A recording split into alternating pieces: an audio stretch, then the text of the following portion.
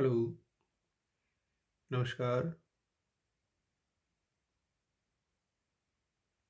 स्वागत है आप सभी का एक बार फिर से भूगोल की ऑनलाइन कक्षाओं में। उम्मीद है आप सभी स्वस्थ हैं और सिलेबस की आपको जानकारी है कि आपका कितना सिलेबस हो चुका है, कितना बाकी है। जिनको नहीं पता है उनको बता दूं कि आपका 60% सिलेबस है वो हो चुका है। जो थर्ड यूनिट है उसका लास्ट चैप्टर आज अपन पढ़ रहे हैं, आज ये कंप्लीट हो जाएगा।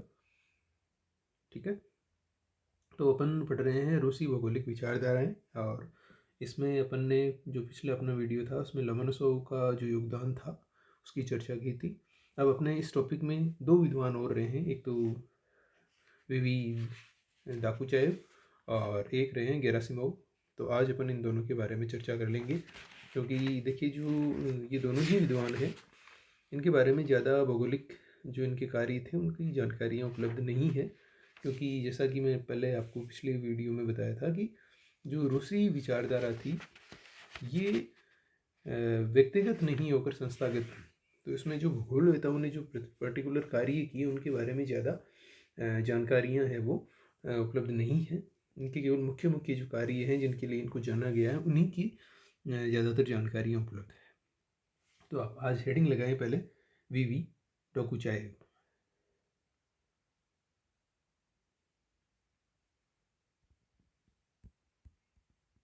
वीवी डोकू चा ये नाम अटपटे ज़रूर आपको लग रहे होंगे, क्योंकि इनका ज़्यादातर वर्णन है वो नहीं हो पाता है। नॉर्मली जो परिभाषाएं वगैरह है वो इनकी नहीं सुनते हैं, नहीं पढ़ते हैं अपन। डोकुचाएव, और इनका समय था 1846 से लेकर के ये रहे थे 1903 तक, ये इनका समय रहा। हेडिंग लगा लीजिए, फिर अपन इनकी सामान्य बात करते हैं, इन क्या क्या हुआ।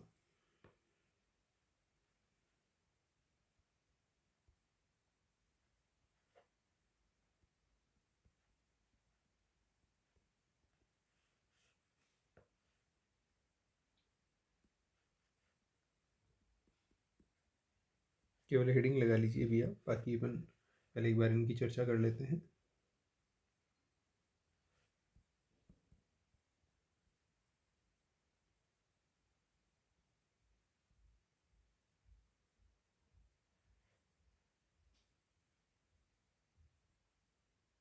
देखिए, बात करें वीवी डोकुचाएव की, तो मूल रूप से ये रूसी जो विचारधारा है उसके अंतर्गत नवीन विचारधारा के प्रणेता माने जाते हैं। और इनका जो मुख्य रूप से संबंध था वो भौतिक भूगोल से था, भौतिक भूगोल वेता इनको माना जाता है। लेकिन इनका जो विशेषीकरण था भौतिक भूगोल के अंतर्गत ही, वो किस में था? मृदा भूगोल में। और इन्होंने 1883 में इन्होंने जो रूस की चर्नोजम मिट्टी है इस पर इन्होंने शोध किया। और इनको इसी विषय पर, रूस की चर्नोजम मिट्टी पर शोध करने के उपलक्ष्य में इनको पीएचडी की डिग्री प्राप्त हुई। और उसके बाद ये आगे चलकर सेंट पीटर्सबर्ग में भूगोल के प्रोफेसर के पद पर नियुक्त हुए। और यहाँ पर इनके नाम पर आज भी एक संस्था चलती है जिसका नाम है डोकुचाएव मृदा संस्थान, जो इनके उस समय की स्थापित है। और आज भी जो रूसी विज्ञान अकादमी है उसके संरक्षण में ये संस्था चलती है। उसके अलावा अगर अपन देखें तो ये नवीन विचारधारा के अंतर्गत इन्होंने भौतिक भूगोल में जो शोध किया उसके उपरांत इन्होंने एक सिद्धांत का प्रतिपादन किया जिसको zone in space and time, देश और काल की पेटियां के नाम से जाना जाता है। और इसमें इन्होंने जो प्राकृतिक संभाग और है उसमें इन्होंने एकीकृत प्राकृतिक सम्मिश्रणों के अध्ययन को सर्वप्रथम संसार के सम्मुख रखा।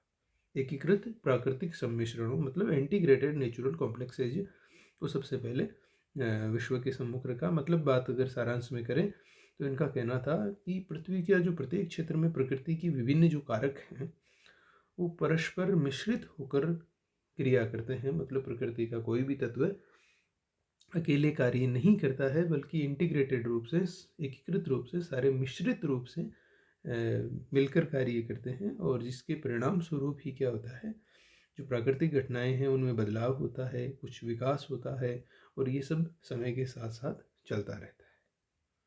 ठीक है, तो ये किसने कहा था? वीवी डोकुचाएव ने। ये इनका योगदान माना जाता है। एक अगर इनकी बात करें तो इन्होंने कुछ महत्वपूर्ण पुस्तकें लिखी थी, जिसमें एक था सोवियत रूस की मिट्टियाँ, सोइल्स ऑफ सोवियत रूस। दूसरा इन्होंने पुस्तक लिखी सोवियत रूस की वनस्पति, वेजिटेशन ऑफ सोवियत रूस। और प्राकृतिक संसाधनों का आर्थिक मूल्यांकन नाम से भी इन्होंने एक पुस्तक लिखी थी। इनका यही योगदान है वो भूगोल में माना जाता है। ठीक है, तो छोटा सा टॉपिक है इनका, लेकिन शुरू कीजिए, लिखिए।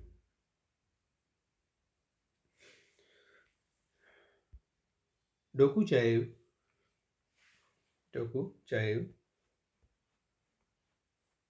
रूसी भौगोलिक विचारधाराओं में डोकुचाएव रूसी भौगोलिक विचारधाराओं में एक नवीन विचारधारा के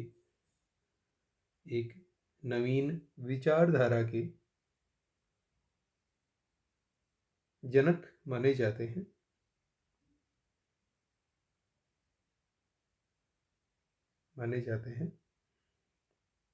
और नवीन विचारधारा क्या थी?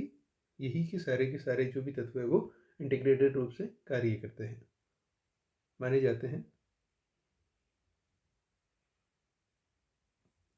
ये मूल रूप में एक भौतिक भूगोलवेता थे, लेकिन इनका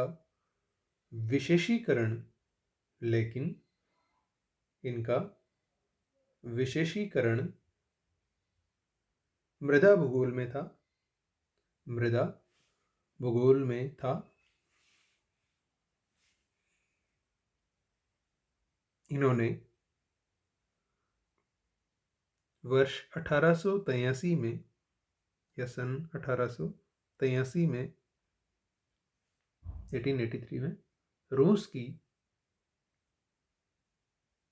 इन्वर्टेड कोमा में या सिंगल इन्वर्टेड में लिखना, रूस की चरनोजम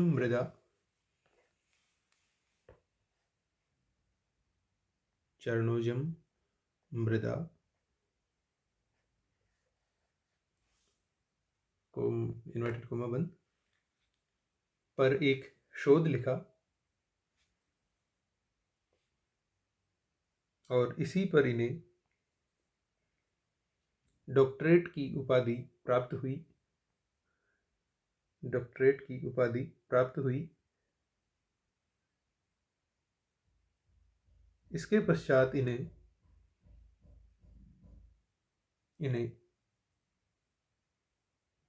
सेंट पीटर्सबर्ग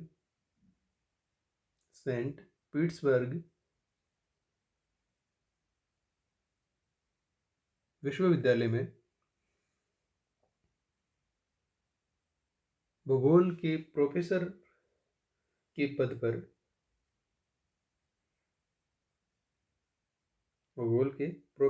पद पर नियुक्त किया गया।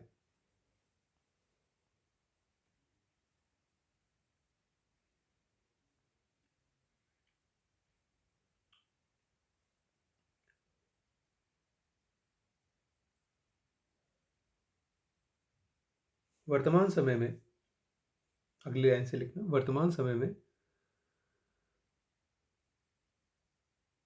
मृदा भूगोल में इनके विशेष कार्यों के चलते रूस में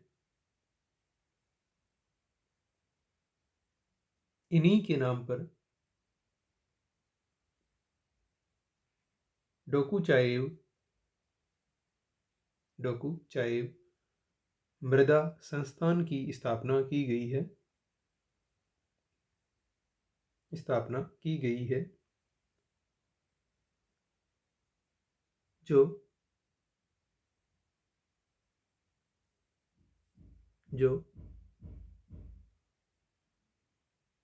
रूसी विज्ञान अकादमी के विज्ञान अकादमी के संरक्षण में कार्य करती है।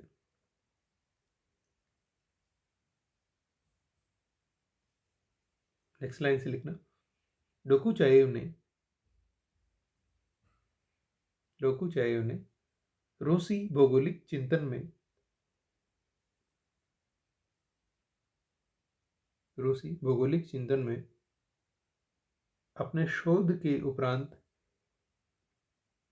अपने शोध के उपरांत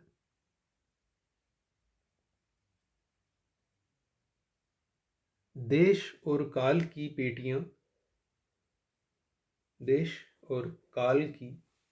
और समय की पेटियां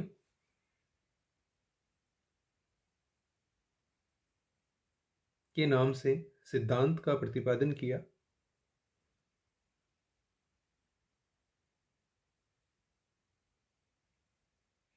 जिसमें इन्होंने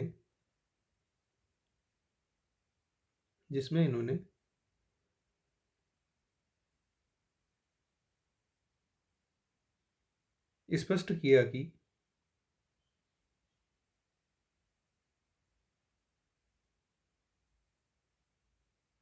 पृथ्वी के प्रत्येक क्षेत्र में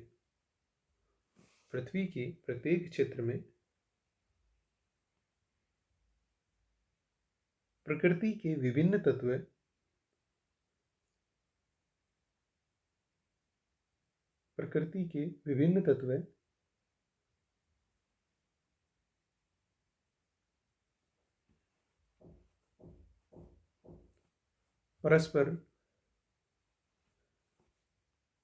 परस्पर एक दूसरे के साथ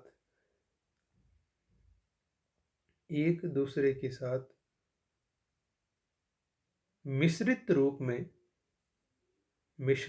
में प्रतिक्रियाएं करते हैं, जिनके परिणाम स्वरूप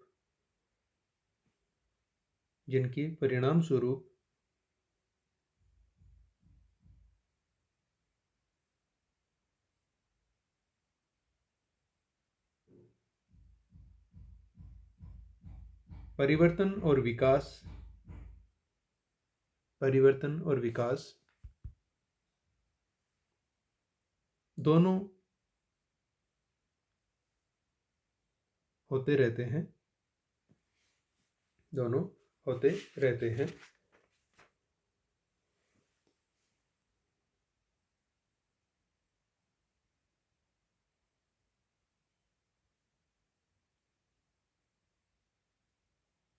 अगली लाइन से लिखना, इन्होंने जीव जगत और मानव के मध्य के क्रियाकलापों को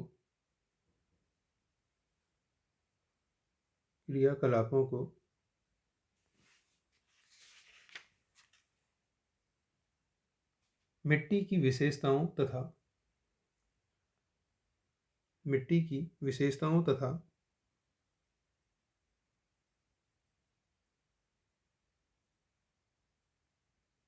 प्रदेशों की जलवायु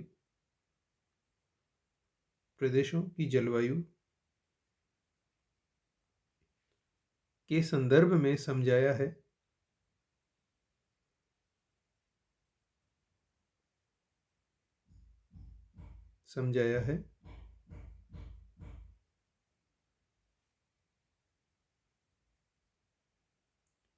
डोकुचाएव का मानना था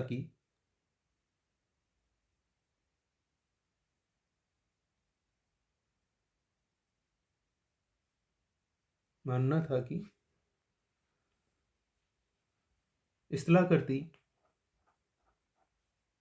जलवायु, मिट्टी आदि सभी मानवीय क्रियाओं को प्रभावित करते हैं और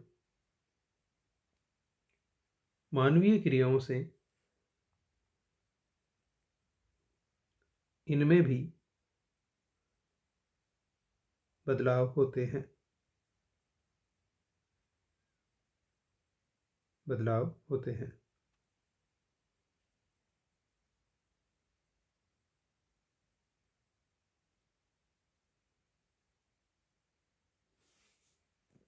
नेक्स्ट लाइन से लिखना। डोकुचायो ने आर्थिक भूगोल में भी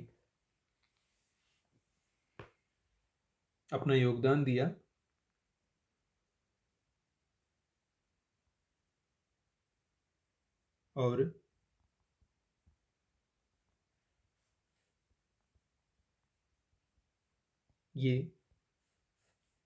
और ये रूसी विज्ञान अकादमी के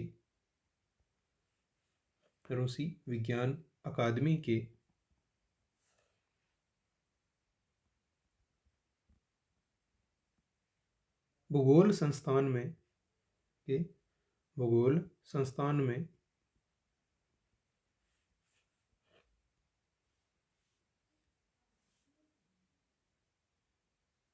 आर्थिक भूगोल के विभागाध्यक्ष के रूप में भी कार्य किया और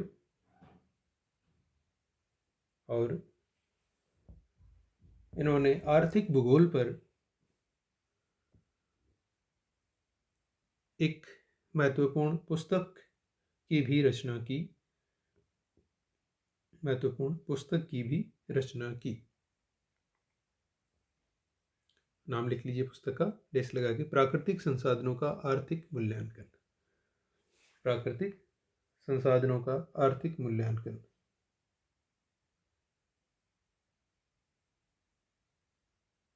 economic appraisal of natural resources. Economic appraisal of natural resources. ठीक है। नेक्स्ट लाइन से लिखिए। इसके अलावा इन्होंने दो अन्य पुस्तकों की भी रचना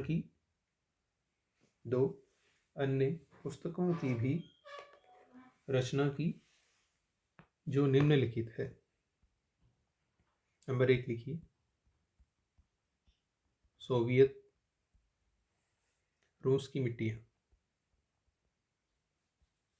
सोवियत रूस की मिट्टियाँ। और नंबर 2, सोवियत रूस की वनस्पति।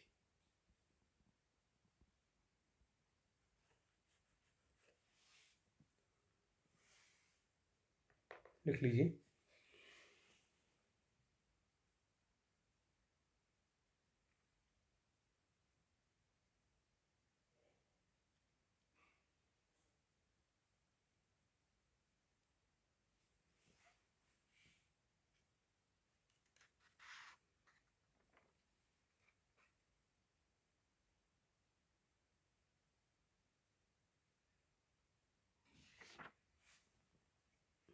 ठीक है।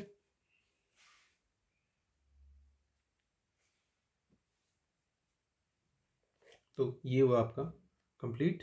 और नेक्स्ट है गेरासिमोव। तो हेडिंग लगाइए। अगले भूगोलवेता है, इनका पूरा नाम है अकादमेशियन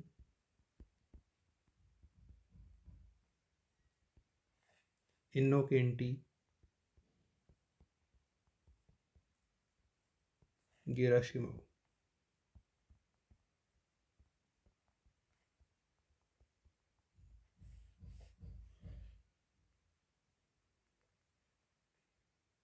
और शॉर्ट में आप लिख लीजिए AIP।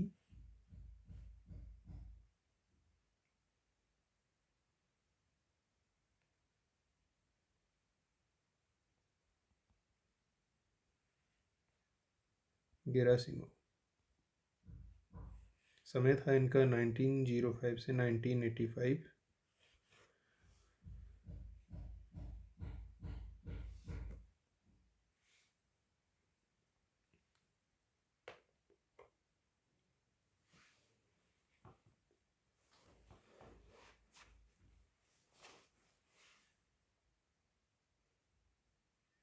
देखिए, पहले इनकी बात करते हैं, क्या इन्होंने किया क्या नहीं किया। पहले सुन लीजिए। देखिए, जो पूर्व सोवियत संघ की जो आधुनिक भूगोलवेता माने जाते हैं, उनमें गेरासिमोव का स्थान है वो प्रमुख माना जाता है। कौन से में? आधुनिक भूगोलवेता, ठीक है। और इन्होंने जो रूस में विज्ञान अकादमी है उसका जो भूगोल संस्थान था, जिस भूगोल संस्थान में अध्यक्ष की भूगोल संस्थान के अंतर्गत इनसे पहले डोकुचायव ने भी काम किया था, तो उस संस्थान में ये निदेशक के पद पर रहे और वो भी 40 वर्षों तक रहे, ठीक है। और इसके अलावा ये सोवियत राष्ट्रीय जो भूगोल अकेडमी थी, भूगोल समिति थी, उसके भी अध्यक्ष रहे। और इतना ही नहीं, गेरासिमोव के निर्देशन में लगभग 300 से ज़्यादा भूगोलवेताओं ने रिसर्च किए और लगभग 50 विषयों पर शोध हुए, विचार हुए, गोष्ठियों का आयोजन हुआ। ये सब किसके निर्देशन में हुआ? इनके समय अवधि के दौरान इनके नेतृत्व में ये सारा कार्य हुआ, इनके निगरानी में हुआ। बात करें गेरासिमोव की खुद की, तो गेरासिमोव खुद मृदा विज्ञान में विशेषीकरण रखते थे। और सोवियत संघ का जो मॉस्को यूनिवर्सिटी है, लेनिनग्राद यूनिवर्सिटी है, तबिलिसी यूनिवर्सिटी है, कीव यूनिवर्सिटी है, Kharkov, Rostov, Volgograd university, Tashkent university, इन सभी के जो भूगोल विभाग थे उनमें गेरासिमोव का प्रभाव रहा। क्योंकि इनके द्वारा जो शोध है, जो रिसर्च वगैरह किए जाते थे, वो सारे के सारे इन विश्वविद्यालयों में उनको बताया जाता था, उनकी जानकारियाँ यहाँ दी जाती थी। देखिए, अन्य भूगोलवेताओं ने भूगोल को जिस भी रूप में प्रस्तुत किया हो, लेकिन गेरासिमोव भूगोल को कला का सब्जेक्ट तो मानते थे ही थे, लेकिन ये भूगोल को मूल रूप से इनका मानना था कि भूगोल एक विज्ञान है और भूगोल का उद्देश्य इनका स्पष्ट था। इनका मानना था कि मनुष्य के द्वारा जो भी संसाधन है जिनका उपयोग किया जा रहा है, उनका तार्किक ढंग से उपयोग किया जा रहा है। प्राकृतिक परिवेश में जो भी उद्देश्यपूर्ण वस्तु है उसका संरक्षण किया जाए, संवर्धन किया जाए, और इन सब से जीवन स्तर में जो सुधार आता है और जो सामाजिक विकास का अगर अपन कुछ निर्माण कर सकते हैं, तो ये क्या होना चाहिए? ये भूगोल का उद्देश्य होना चाहिए कि संसाधनों को किस प्रकार से उपयोग करके मानव जीवन को बेहतर बनाया जाए। ये किसका मानना था? गेरासिमोव का मानना था। इन्होंने पारिस्थितिकी का भी अध्ययन किया और पर्यावरण की जो समस्याएं हैं, जो चुनौतियां हैं, जो खतरे हैं, इसके अलावा मानवीय जो क्रियाकलापों से पर्यावरण को नुकसान है और पर्यावरण के जो प्रदूषण से संबंधित जो घटनाएं होती है, जैसे खनन क्रियाओं से हो, उद्योगों से हो, जैविक प्रदूषण से हो, या ग्लोबल वार्मिंग जैसी पर्यावरण में ऊष्मा का जो अवशोषण होता है उससे हो, ये सब चीज़ों से जो पर्यावरण पर नकारात्मक प्रभाव पड़ते हैं, इनके बारे में भी इन्होंने अपने विचार दिए, अपना इन्होंने जानकारियाँ दी। और संसाधनों की दोहन, उनके अवनयन, पर्यावरण के अवनयन से संबंधित इन्होंने अपने विचार दिए और ये भी समझाया कि जलवायु परिवर्तन किस कारण से होते हैं, कौन से प्रभाव रहते हैं। और इसके अलावा इन्होंने कुछ रचनाएं भी की थी, जिनकी अगर अपन बात करें तो इन्होंने मुख्य रूप से जो 500 के आसपास शोध पत्र लिखे थे और लगभग इन्होंने 12 पुस्तकों का प्रकाशन किया था, जिनकी अपन आगे चर्चा करेंगे। उनसे पहले आप ये जो अपन ने चर्चा की है, छोटा सा पॉइंट है, इनको नोट कर लीजिए, फिर आगे हमें चलते हैं। लिखिए,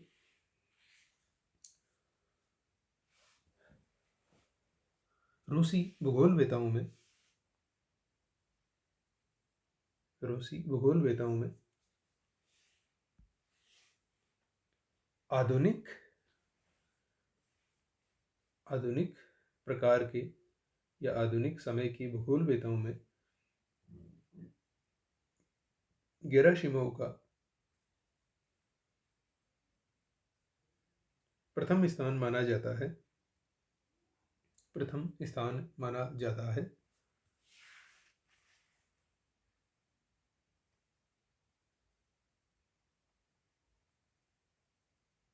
गेरासिमोव मूलतः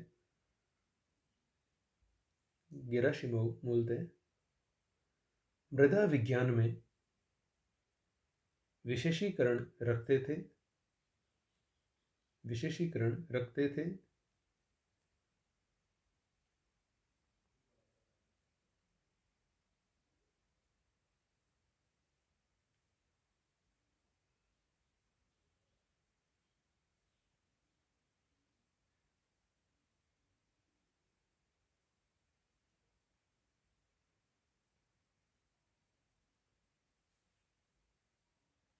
आगे लिखिए। इनके इनके निर्देशन में 300 से भी अधिक 300 से भी अधिक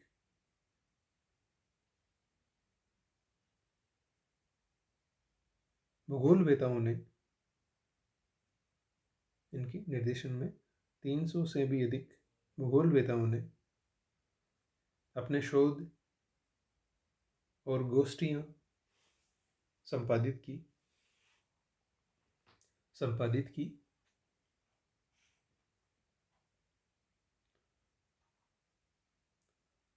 गेराशिमोव सोवियत राष्ट्रीय भूगोल समिति के अध्यक्ष भी रहे। सोवियत राष्ट्रीय भूगोल समिति के अध्यक्ष भी रहे और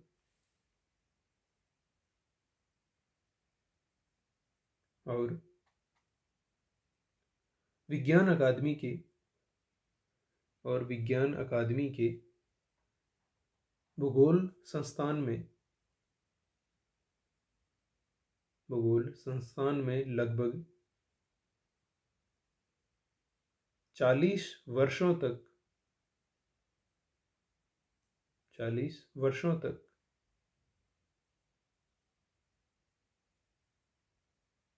निदेशक के पद पर इन्होंने कार्य किया।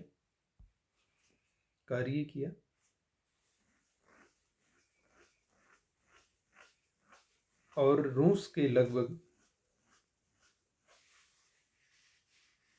समस्त विश्वविद्यालयों में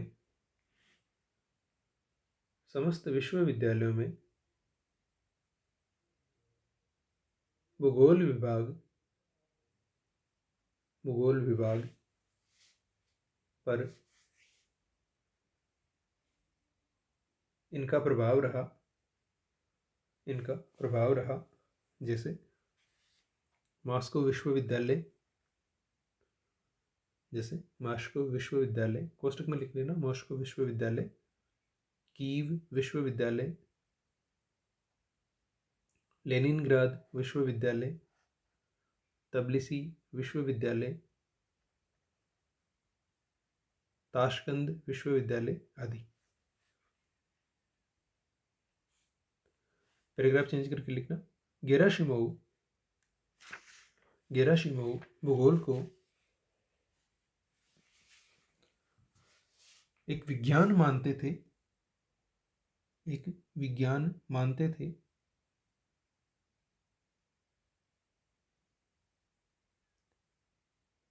इन्होंने भूगोल का उद्देश्य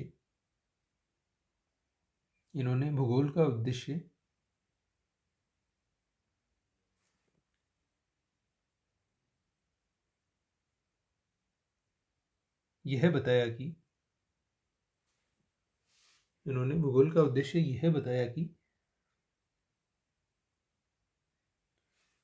मानव के द्वारा प्राकृतिक परिवेश का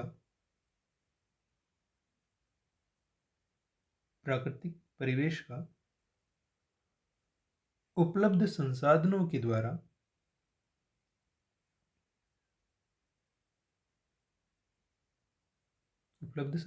के द्वारा तार्किक उपयोग करते हुए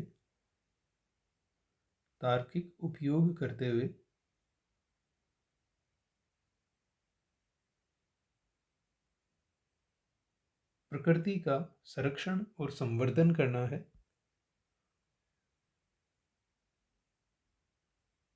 जिससे जीवन स्तर में सुधार हो और सामाजिक विकास भी संभव हो पाए।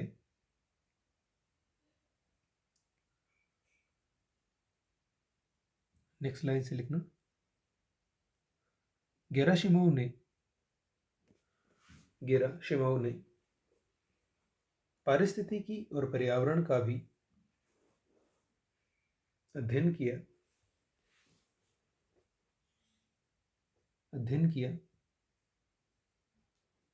तथा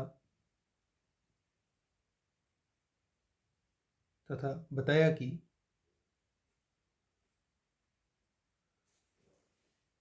मानव के द्वारा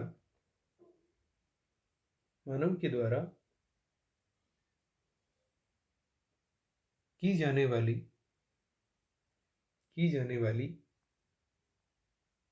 अविवेकपूर्ण क्रियाएं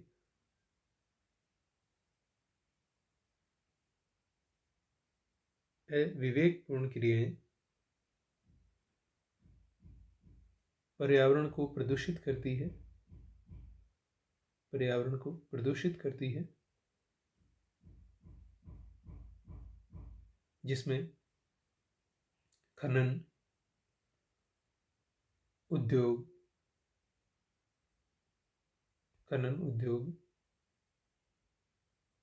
और जैविक प्रदूषण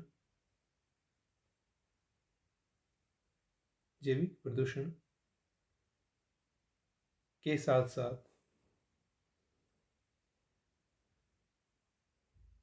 पर्यावरण में ताप वृद्धि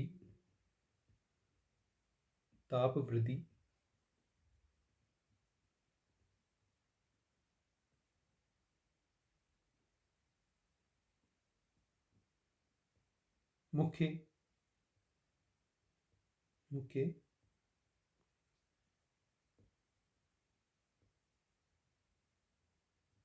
प्रदूषक है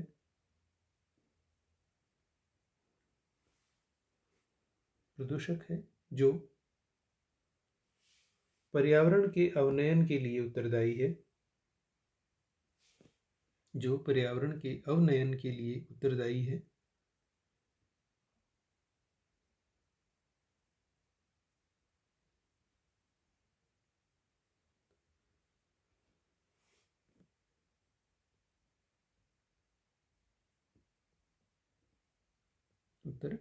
है। ठीक है, और नेक्स्ट लिखिए।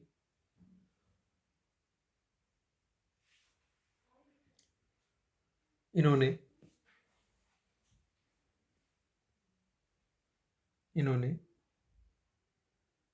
पर्यावरण अवनयन के लिए मुख्य रूप से उद्योगों को उत्तरदायी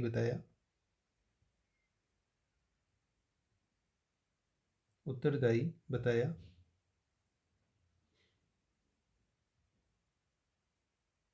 तथा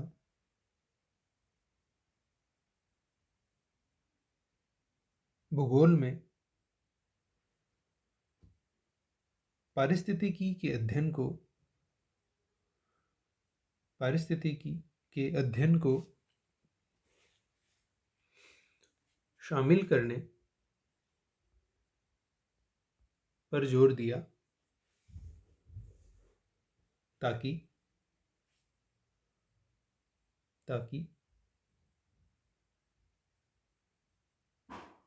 पर्यावरण के प्रति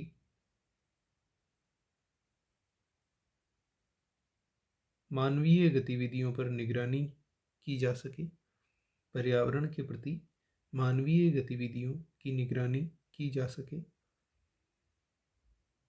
और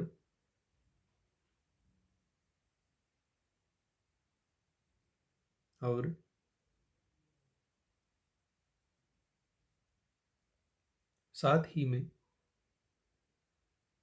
इनसे जुड़े प्राकृतिक संकटों के बारे में भी जानकारी मिल सके।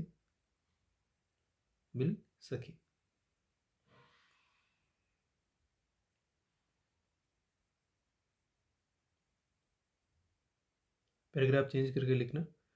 गेराशिमोव महोदय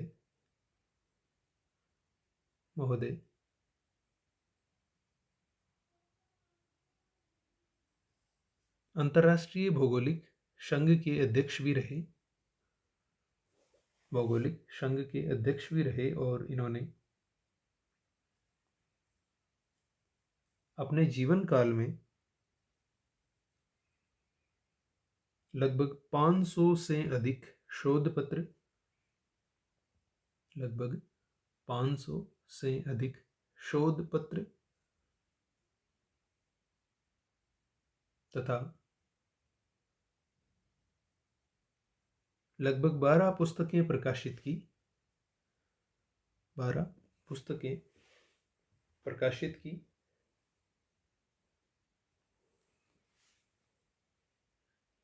नेक्स्ट लाइन से लिखना, इनके द्वारा रचित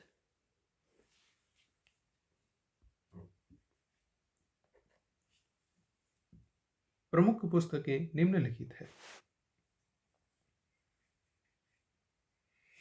नंबर 1 लिखिए, भूगोल और पारिस्थितिकी।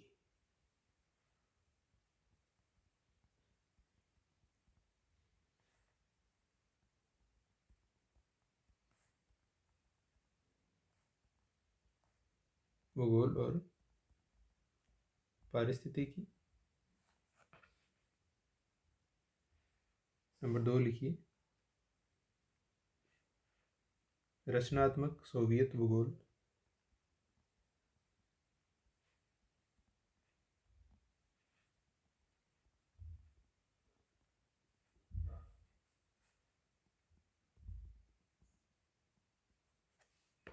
और नंबर 3 लिखिए, सोवियत भूगोल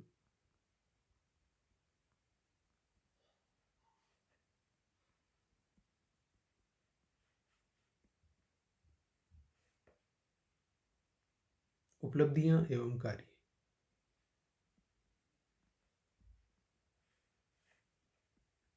उपलब्धियां एवं कार्य। ठीक है, लिख लीजिए तीनों पुस्तकों के नाम।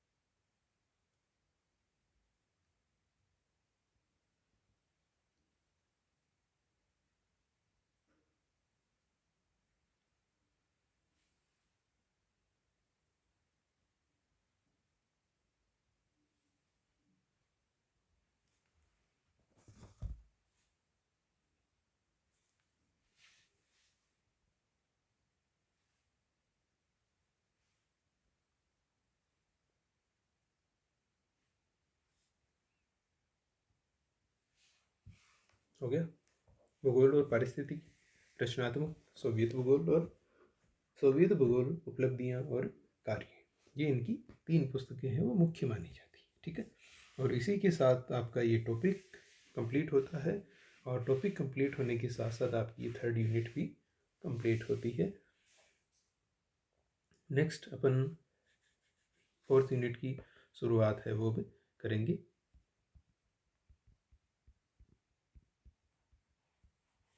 ठीक है, और इसके बारे में अपन चर्चा करेंगे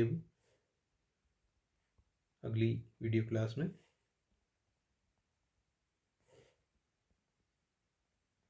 तब तक के लिए इतना ही, आज अपन इतना ही पढ़ेंगे, और धन्यवाद आप सभी का। मिलते हैं फिर अगले वीडियो में। तब तक के लिए आप अपनी सेहत का ध्यान रखें और अपनी तैयारी है वो करते रहें।